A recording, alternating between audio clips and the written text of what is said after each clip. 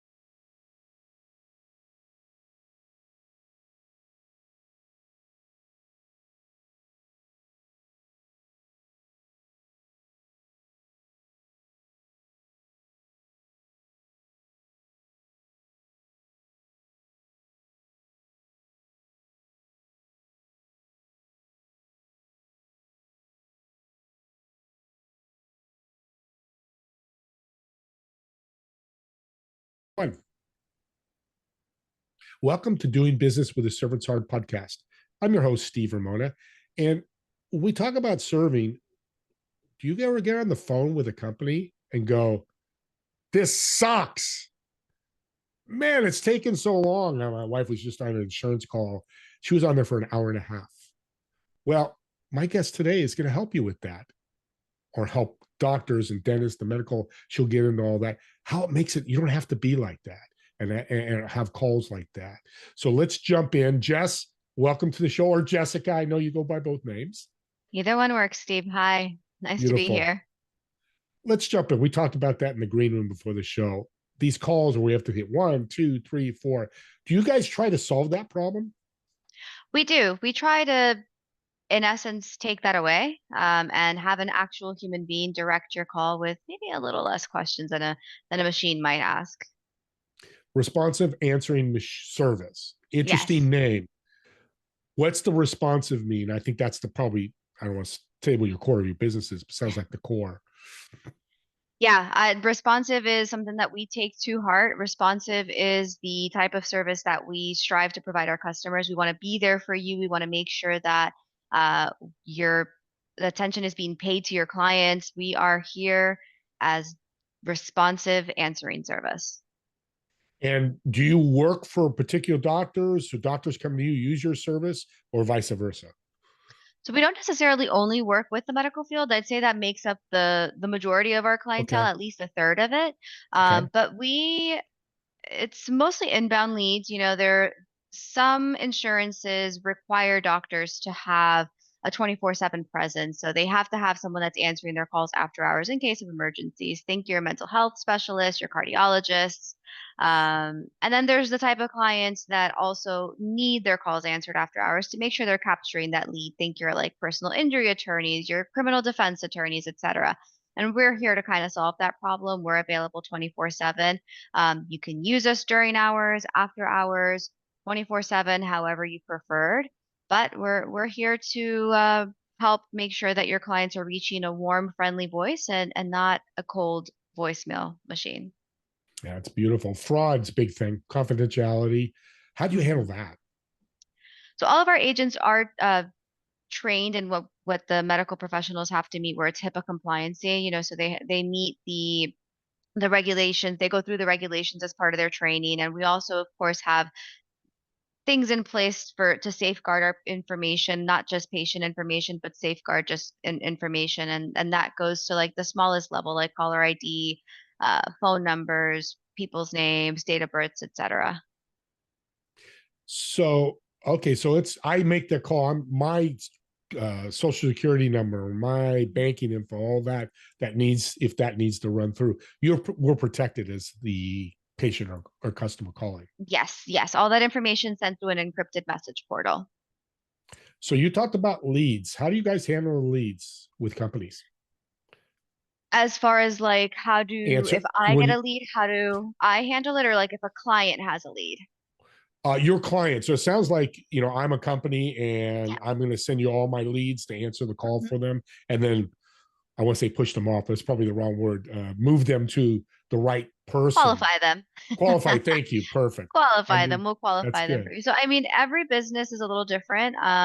We can go through everything is customized by our clients. We can go through a simple intake, we can go through a detailed intake, whatever's preferred. I'd say generally, there's like the screening questions that we go through. If it's a doctor's office and it's after hours and they only want to handle calls that are urgent, we go through a few questions to determine the urgency of the matter. Obviously, if it's an appointment related call or a prescription refill, unfortunately, doctors don't have records with them. They're not going to fill their prescription after hours. Those calls, we just kind of set those aside, let they wait until the next business day where the office staff can handle them. But if it does meet the urgency where we would have to reach out to the doctor, then we would call them. Same thing with like an attorney's office or even HVAC and plumbing. If it meets certain criteria, we have the ability of knowing, like, okay, this needs to be called right away, or this can wait until the next business day based on So like that onboarding. yeah, and that leads to the to me one of the elephants in the room is a disgruntled caller. You're Mm, representing Steve Ramona's plumbing company, which is very important. Your people that answer, if they aren't service minded, when somebody's disgruntled, it affects the mhm. plumbing company, right? Oh, yeah. How do you guys handle that? Our agents go through a pretty thorough training in the when they're Okay. hired. That initial phase, it's about 3 weeks of training, and one of the major components of the training is customer service core values, which responding to disgruntled customers, being empathetic to customers who we answer for a lot of funeral homes after hours too. So being empathetic to someone who may have lost a loved one, or the just worried parent that's calling their pediatrics office after hours. So our agents go through that training. They're very professional. They are able to kind of use their training because it is a really good training. I have to say our QA team does a great job to kind of respond in that professional manner and make sure that we are representing the company to the best of our ability. So it sounds like a playbook they have. And Yeah, for each company, it's a similar. little different. Is it a little different for each company? Oh yeah, oh yeah. Even within like the same industry, like no two HVAC companies follow the same format, no two plumbers follow the same format. And even when it comes to like the doctors, like not every doctor considers certain things emergencies where another one might. And that's more specific towards like the branch of healthcare that they practice. Yeah. Well, Yeah. the other elephant in the room is AI. Why would Mhm. somebody use your service and they can go to AI and maybe do that? Yeah, it's funny. That is a question that I've been getting a lot when I speak myself to potential clients is, are these human beings or AIs that are answering my calls? And when I say it's actual human beings, they're almost like relieved. So that response to me shows me that maybe customers aren't to the point where they want AI to answer their calls, not yet. I know I personally have experienced calls where it's obviously a bot that's answering and it's just kind of cold, not empathetic. It's not catching the tone. Sometimes if what you're asking for is not part of the knowledge that the AI has at the moment, not part of the training, then you have nowhere to go. The thing's like stumped. So I don't think AI is quite there yet. Yeah. And I see those on websites too, same situation. Mhm. It's okay, but it's not, you got to go through time and people's time is so limited. If you're It taking is. up the It time, is. right? That's a big problem. That's why people complain the most is Yeah. time. It's like, I got this, and you hit the wrong button, you got to go back. Go So back and it's just. yeah, we've all been through it. I'm sure you listening have been through it. So let's walk through the journey of your service. So I call this plumbing company. Take me from there. What happens? So if you are a customer of, Steve Ramona's plumbing company and you're calling in, typically what we go through, if it's after hours, would be, gathering your name, gathering your phone number, what issue are you having?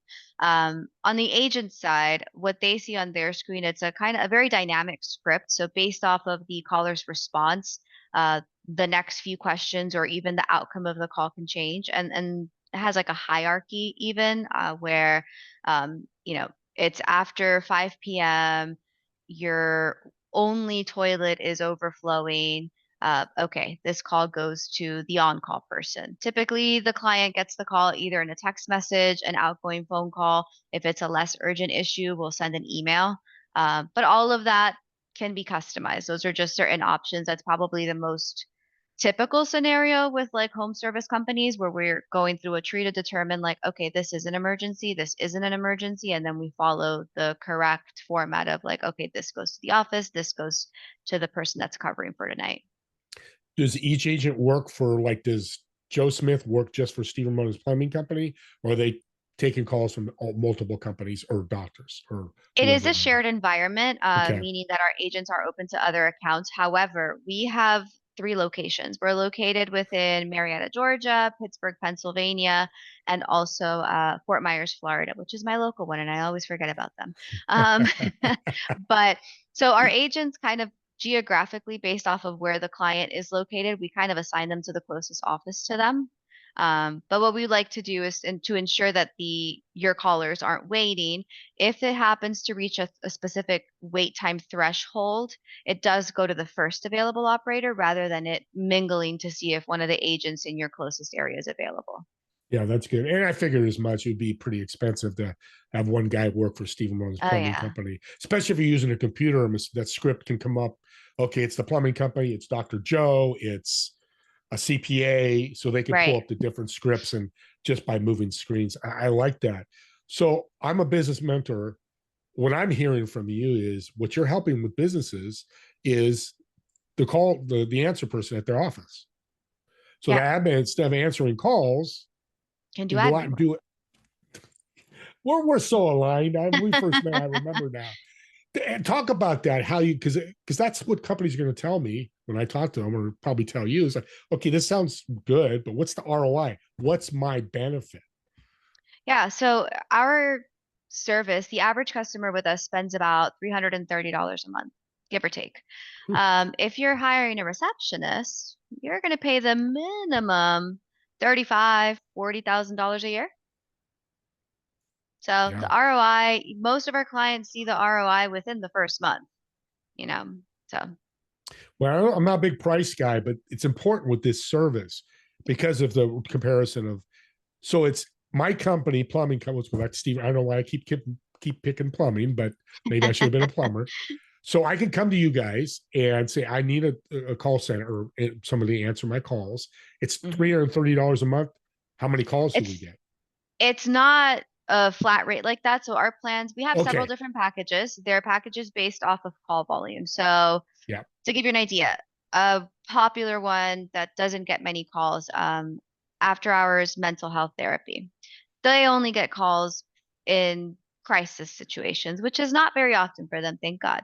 But they Yeah. go with our lowest plan. Our lowest plan, the way that that works, it's a pay as you go option, right? So it's a base rate of $29. If they don't get any calls, they're paying $29 a month. It's just to have the service available if something were to come in. If something does come in, from the moment that we answer until we disconnect from the caller, that time is billed at $1.25 per minute.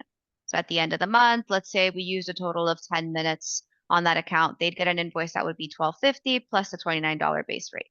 That's that specific plan, and that plan is meant for a client that's expecting less than 30 calls a month. Our most popular plan, the one that I was referencing with the $330 invoice, that happens to be our $299 plan. It gives clients 250 minutes, which generally covers about 120, maybe 130 calls a month. Anything beyond those 250 minutes would be billed at $1.18 per minute. Um, Give or take, clients may go over it a little bit, but not enough for them to like move up to a next plan. So we just have, that's kind of the way that the structure works. It's a base rate per month. You're allowed so many minutes. If you go over, there's an overage fee, but you're not tied down to the plan for more than the month that you're in. So you can always change it as needed. And that Simple. goes well with like HVAC, landscaping, especially if they're like in the Northeast or somewhere where it's seasonal. Not so much here in Florida, but in the summer they're busy, in the winter they're busy, spring Yeah. and fall, not so much. So they usually bump down their plan during that time and then bump it up during their heavy season. That's a servant heart business right there. It sure is. Serving your clients because you get that scale. Just because you could say you're at 330 a month. Sorry, you can't go because companies do that. I've been part of those. Like, hey, you're at 330, you can't go to, and it's like, well, wait a minute, things change. So you Yeah, adjust to the change of the people.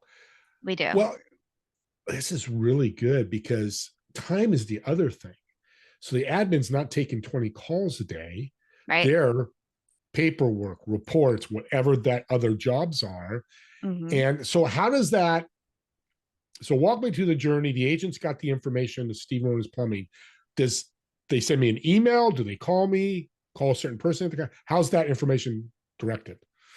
It's up to the client. Okay. Most clients prefer an email, a text message, depending on the urgency of the call. We may go with a phone call. You can even do an escalation. What we do a lot for plumbing companies with emergencies is we'll start out with a text message. If it's an emergency, we'll text it. If within 10 minutes they don't reply to the text message, we'll follow up with a phone call, just because if the call came in the middle of the night, you may not hear a text message notification. So want to make sure that you got the message. So we'll call you to say, hey, did you get that text message? Yes, I got it. Okay. Clear it out of the system. Wow. Simple again. You guys make everything simple, don't you? It is. It's very simple. We try. I love that. Well, that's that's all you could do is try. Bilingual, multilingual. You have that kind of support? Because I'm thinking we're a melting pot here in the United States. I'm sure there's Yeah. Spanish speaking and different types of languages. Yeah, at the moment we're only offering English and Spanish. We haven't necessarily had a need for any language beyond that, but we can adjust. We can hire based off of what languages are needed if there's a right fit.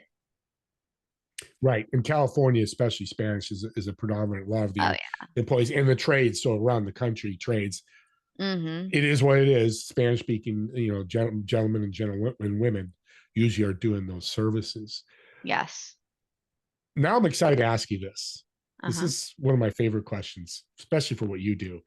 Tell us a story of a client you work with that jumped on your service and the benefit they got. Ah, there's a lot, but I I'll go with figured. a more recent one. I'll go with a more recent one. So I have an attorney that I recently onboarded. He reached out because he just opened his new law firm. But besides his call volume finally picking up and he's can't keep on stay on top of answering every single call, he also has a wedding coming up.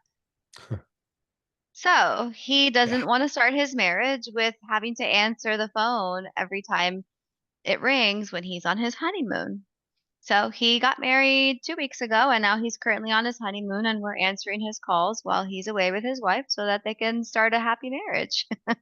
And come Because back and that's start making another money. Yeah. Yeah, because that's another thing that we're offering our clients, right? Not only are we giving them the time, but we're to do their business work, but we're also giving them the time to spend with their families, to be able to step away from their business and be like, okay, I don't have to worry about missing that call because they got it. I can, sit through dinner without staring at my phone or sit through my daughter's recital or we're going to honeymoon and enjoy my marriage. Great story. I knew you'd come up with a great story. It's fantastic because us men, sometimes we want to answer the call and we shouldn't do it on our honeymoon. I didn't. I turned it off and it was because the wife's like, you're not going to jump on the They want the call, attention. but you're helping and benefiting by he's not missing calls. Right, So when he comes exactly. back, he's got those clients. Your culture in your company sounds like it's a servant's heart culture. Why do you think that? The overall goal of responsive answering service is to help businesses, right? To help businesses grow, to help businesses focus on growing as opposed to focusing on the small little things, which they may be small little things, but they are the things that, in essence, help your business grow. New customers, happy customers that are coming back. So I think that being able to provide that support when you need it is why responsive answering service is a servant's hearts business. Support's the key word too. That's what you're Yeah. doing. You're partnering up with companies, which I love, to help them grow and be successful, but also Mhm. help the customer. Is customer service a big part of what you do? Because answering the call, people think, yeah, you need this. It's very dry. How do you Yeah. bring customer service into the calls?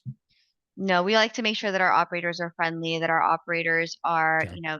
answering questions. We have a lot of clients that give us a few FAQs, that if, a customer asks how much is an emergency service fee, we're able to answer that question. Um, some of them like us to actually represent ourselves as a reception as opposed to an answering service. So we try to match the culture at the businesses that we're answering for. Yeah, that's powerful. What's the future responsive answering service look like? The future is exciting.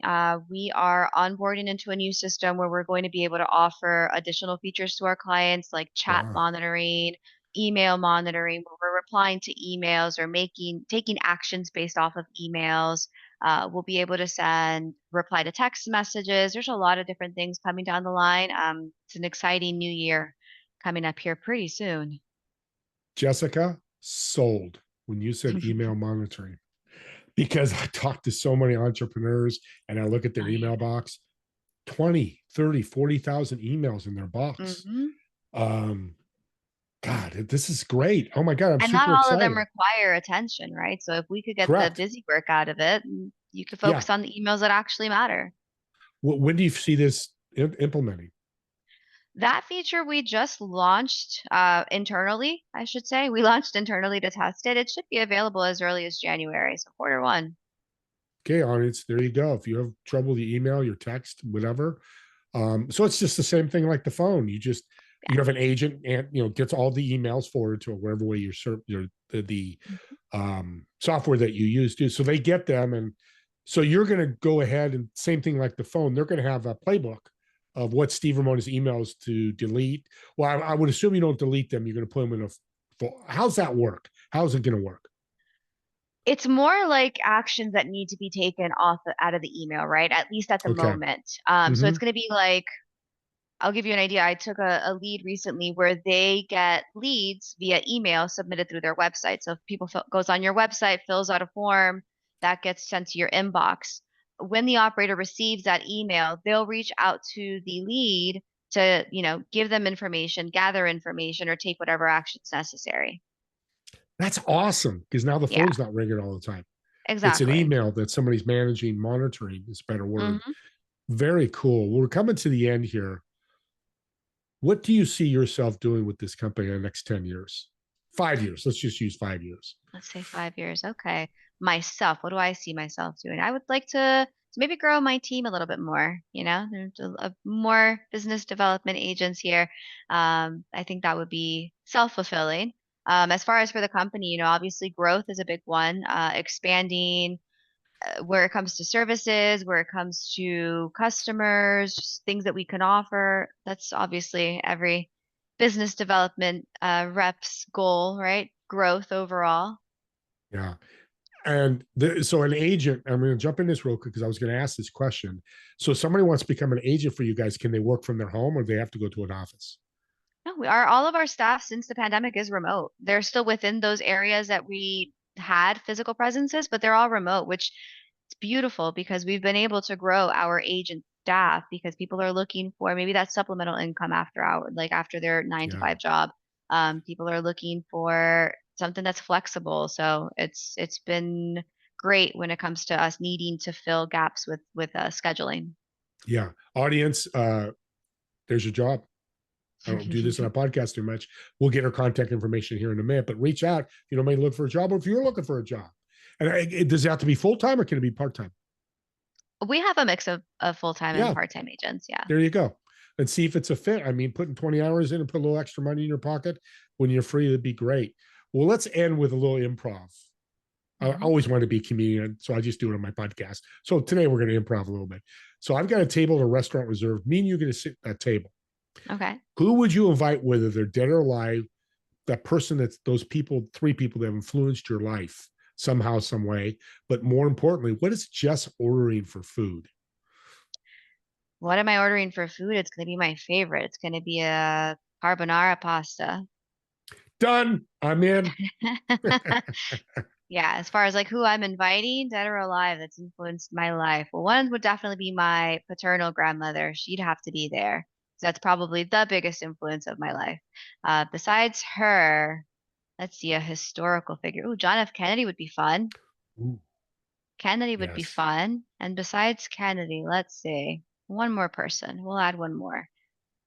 Um, Amelia Earhart. I want to know where she went. What a table. I'm blessed to be at that table. That's a wonderful table. Awesome. Well, thank you so much. God bless you for taking the time and really No, thank doing the you. servant's heart with your business and really helping businesses out there, because we're in the people asset business. And if you can't get a hold of your people or have the right people talk to them, Mm-hmm. doesn't work, especially in the services, the companies you work with. Oh, yeah. How can people get a hold of you? I know people are trying to either get a job or learn more. Yeah, you guys can go to our website, responsiveanswering.com, and you can also reach out to me directly. You can find me on LinkedIn. You could fill out a submission form on our website. It comes directly to me, and I'd be happy to answer any questions. Thank you so much. He's so simple. I love this business. We got to talk more. But with that being said, subscribe to the YouTube channel. And here's a perfect example. You're talking to somebody who's looking for a job and you listen to this podcast, send them the link. You know, most of the time when you refer people, you're like, oh, I love Jessica. She's got this great business. You need to talk to her. But now you can send this podcast link and they can talk and see and watch her and look at her and get the feel for her. Yeah. It's the most wonderful gift because you can impact other people. I'm already got people I'm going to share her with to see if they can be a good fit for a job. So with that being said, subscribe. And me and Jess want to thank all of you for watching or listening to this podcast. And we'll see you all in the next episode of Doing Business with a Servant's Heart. Have a great day, everyone. Bye.